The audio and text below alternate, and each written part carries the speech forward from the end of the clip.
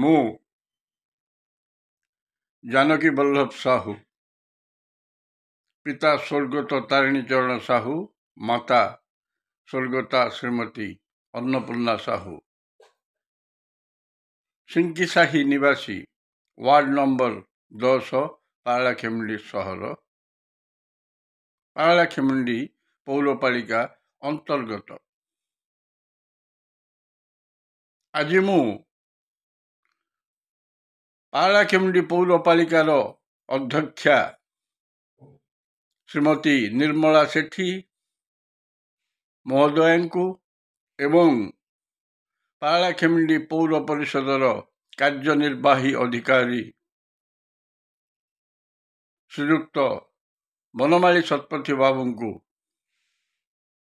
ଗୋଟିଏ ପ୍ରଶ୍ନ ପଚାରୁଛି, ତାର ଉତ୍ତର ଆଇନ ସମ୍ମତ ଭାବେ ଦିଅନ୍ତୁ।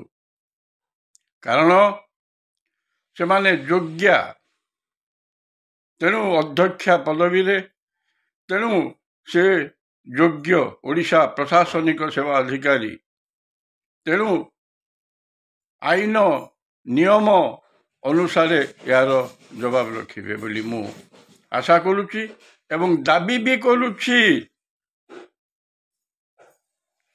1. ପାରଳାଖେମୁଣ୍ଡି ପୌରପାଳିକାର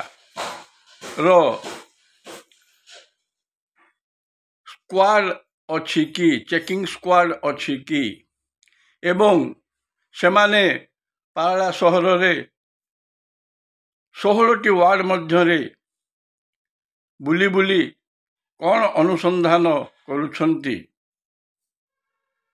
ଦ୍ୱିତୀୟ ପ୍ରଶ୍ନ ଏବଂ ମୁଖ୍ୟ ପ୍ରଶ୍ନ, ପାରଳାଖେମୁଣ୍ଡି ସହରରେ ଯେଉଁ ସବୁ ନୂତନ ଘରଗୁଡ଼ିକ, କୋଠାଗୁଡ଼ିକ ନିର୍ମାଣ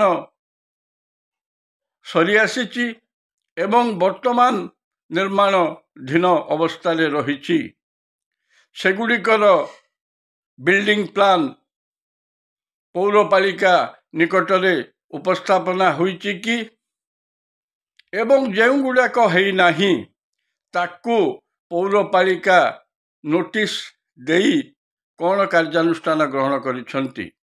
କେବଳ ଘର କୋଠାବାଡ଼ି ନୁହଁ, ବହୁତ ଗୁଡ଼ିଏ ଦୋକାନ, ଷ୍ଟଲ୍ ଏବଂ ବିଭିନ୍ନ ପ୍ରକାର ବ୍ୟବସାୟିକ ଅନୁଷ୍ଠାନ ବି ବିଲ୍ଡିଂ ପ୍ଲାନ୍ ଅନୁସାରେ ହୋଇଛି ନା ନାହିଁ, ଏବଂ କେତେଟା ହୋଇଛି ଏବଂ କେତେଟା ହୋଇନି ତାହାର ଜବାବ